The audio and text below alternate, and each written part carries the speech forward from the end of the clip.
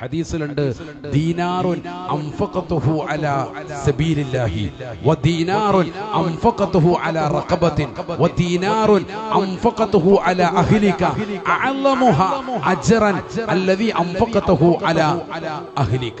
സയ്യിദുനാ റസൂലുള്ളാഹി നീ അള്ളാഹുവിന്റെ മാർഗത്തിൽ കൊടുത്തതാകുന്ന സമ്പത്ത്, നീ ഒരു അടിമയെ മോചിപ്പിക്കാൻ വേണ്ടി കൊടുത്ത സമ്പത്ത്, നീ അള്ളാഹുവിന്റെ സംതൃപ്തി കരഗതമാക്കാൻ സ്വന്തം കുടുംബത്തിന് വേണ്ടി കൊടുത്ത സമ്പത്ത്, ഏറ്റവും വലിയ കൂലി നിന്റെ കുടുംബത്തെ നോക്കാൻ വേണ്ടി നീ ചെലവഴിച്ച സമ്പത്താണെന്ന് സയ്യിദുനാ റസൂലുള്ളാഹി.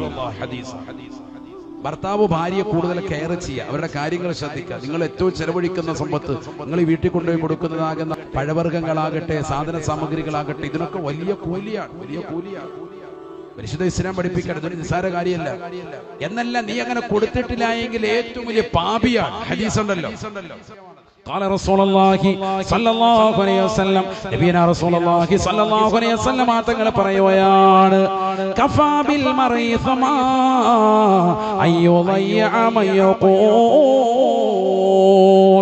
ചെലവ് കൊടുക്കുന്നവർക്ക് ചെലവ് കൊടുക്കാതെ, സ്വന്തം ഭാര്യ മക്കളുടെ കാര്യങ്ങൾ പരിഗണിക്കാതെ ഒറ്റയ്ക്ക് തിന്നു കുടിച്ച് നടക്കുന്ന ഭർത്താക്കന്മാരില്ലേ, ഏറ്റവും വലിയ പാപിയാണ്, പാപിയാണ്.